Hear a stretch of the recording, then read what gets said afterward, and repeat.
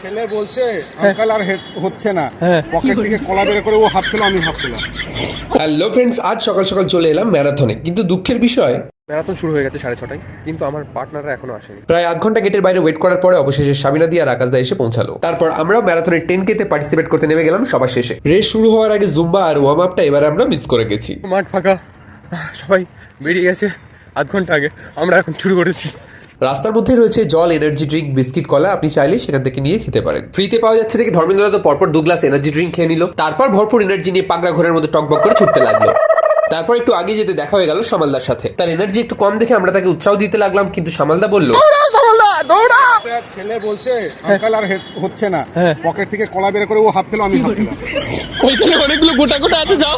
এরপরেই দেখা হয়ে গেল মনীষাদের সাথে। তারপর সবাই একসাথে এনার্জি নিয়ে ঘোড়ার মধ্যে টকবক করে ছুটতে ছুটতে পৌঁছে গেলাম প্রায় ফিনিশ লাইনের কাছে। কিন্তু একটা জিনিস দেখে ভালো লাগলো, ইনি শাড়ি পরেই সেম স্পিডে ছুটতে ছুটতে পুরো রেসটা কমপ্লিট করেছেন। মনে ইচ্ছে থাকলে কোনো কিছুই অসম্ভব না, তাতে পরিস্থিতি যাই হোক। ফিনিশ করতেই আবারও পেয়ে গেলাম সুন্দর একটা মেডেল। এবারের মেডেলটাও দেখতে ছিল বেশ সুন্দর। আমার সাথে সাথে বিতানদা, দেবব্রতী, সুদীপদা, সাবিরাদি, আকাশদা সবাই একসাথে কমপ্লিট করে রেস্ট নিচ্ছিলাম আমাদের উডল্যান্ডসের মেডিকেল ক্যাম্পে। আমাদের এই মেডিকেল ক্যাম্পে ছিল আমাদের হসপিটালের সমস্ত দক্ষ নার্সরা, যারা আপনার যে কোনো শারীরিক সমস্যার সমাধান করছিল। এত ছোটাছুটির পর এনার্জি মাথায় উঠে যেতে মনীষা দেখলাম তার বন্ধুর সাথে মালা বদল করে নিল। আর সামালদা আসার পর রানার্সদের খুঁজে না পেয়ে ফার্স্ট সেকেন্ড থার্ডে তারা নিজেরাই বসে গেল। আর মনীষা, রাহুল, ধর্মেন্দ্র দা পায়ে ব্যথা নিয়ে রাস্তায় এমন বসে গেল, তাদের তুলতে আনতে হলো অ্যাম্বুলেন্স। ভাবলাম ওদের অ্যাম্বুলেন্সে তুলে দিয়ে আমি উঠে যাবো, কিন্তু অব্রদীপ দা বললো না না, তুই ঠিক আছিস, তুই ছুটেই যা। তাই আমিও অ্যাম্বুলেন্সের পিছনে ছুটতে ছুটতে পৌঁছে গেলাম একদম রিফ্রেশমেন্ট কাউন্টারে।